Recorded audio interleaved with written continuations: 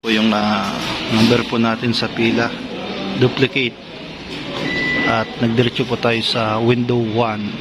Ayan, una po na. Good morning po mga kalingap, mga sagap. Nandito tayo sa highway. Ngayong araw na to ay papunta tayo ng police station upang magpa-blatter po ng nawala po yung ating driver's license. So yan, napaka-importante po ang driver's license.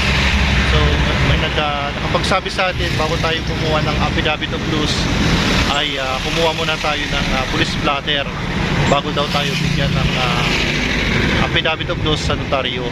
So ayan naman ang unang hakbang ay magdala po tayo ng affidavit of loss at valid ID papunta daw ng LTO para mabigyan po tayo ng duplicate. So yan po yung daw una po nating hakbang na gagawin po mga kalingap. Po tayo sa police station dito sa may Lumida Highway. So bago daw po tayo tutungo ng notaryo ay kailangan po na muna natin mag police blatter kasi kailangan po daw yan po sa affidavit of loss. Hanapin tayo ng copy po ng police blatter. So magpapa-blatter po tayo na nawala po ang ating driver's license para makakuha po tayo ng affidavit of loss. Yan po yung gagawin po nating unang hakbang bago daw po tayo pumunta ng LTO. Tara po. At hindi ko na po pwedeng videoan sa loob kasi bawal po mag-video. Kakuha po tayo ng police blatter po. So ito po daw yung kakailanganin bago tayo kumuha ng affidavit of loss. Para makakuha tayo ng affidavit of loss, para makaroon po tayo ng driver's license ng copy. So bago po tayo kukuha ng affidavit of loss, blatter muna tayo kung saan po natin natatandaan na kumuha tayo, kung saan po natin natatandaan na nawala po ang ating driver's license, kung saan lugar, kung saan huli natin pumunta, ayan, kung saan natin dinukot or pag natin kung saan nawala. Basta kailangan police blatter. Tingap, andito tayo sa Department of Justice at dito po sa Public Attorney yan, office. Ako dito sa kuha ng notaryo, may sagap kasi nawala yung driver's license. Nawala yung driver's license ng sagap. Tapos dala natin yung police blatter. Yung sir. Original original para kailangan dyan sa PAW. Yung sabi nga, PAW liniment. Walang aw sa PAW.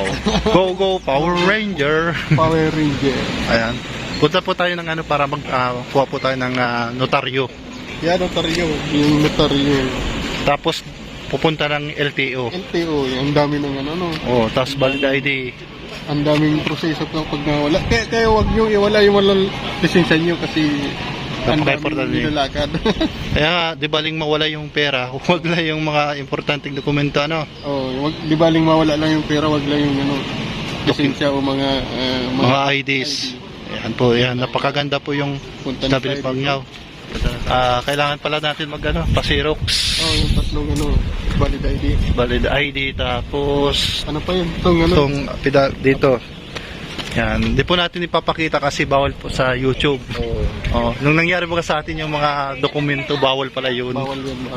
Bawal para kay YT. So, ayan po. At punta na tayo ng Xerox. Xerox. A few moments later.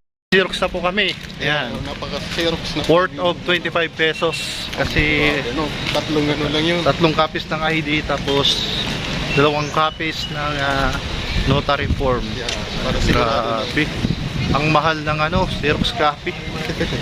Akala ko 2 piso lang, ngayon 5 piso na. Grabe. Wala na talaga yung mahamura ngayon. Kaya kayo, ingatan nyo na wag mawala yung yung lisensya nyo kasi ang daming mga chichiburichi. Chichiburichi. Kaya yun, lesson learned. Sa sunod, kailangan na safety yung ating mga dokumento. Kasi napaka-importante yan. Ayan po yung kailangan po natin sa pang-araw-araw. Lalo na magbabiyahe ng malayo. Ulitin natin para tayo makakuha ng photocopy. Hindi yung photocopy, yung copy ng driver's license. Tayo sa malapit na public attorney or kaya sa mga notaryo. Yan, notaryo. Yan, malapit na pa kami. Kaya stay put sa successful na naman.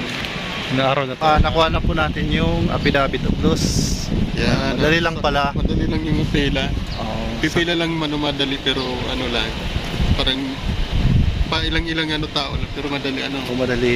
Pero alam niyo po kung bakit nakatalikod yung ating papel. Yan. Kasi may violation po. Bawal po talaga magpakita ng mga dokumento po Oo. sa lalo na sa mga social media. So, importante po ay nakuha na po natin yung affidavit Para of sa loss.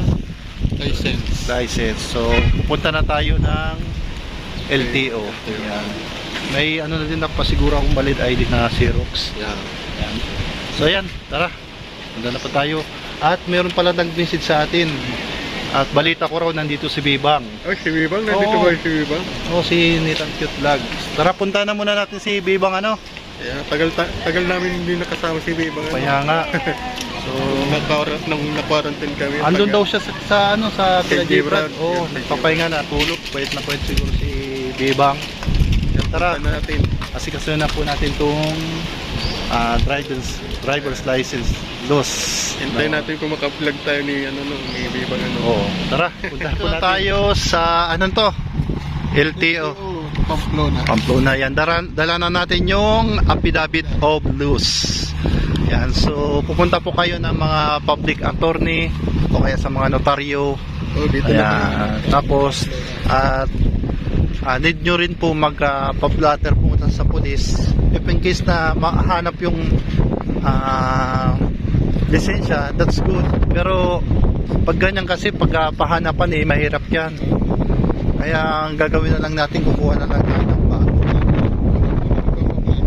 Papablatter na muna.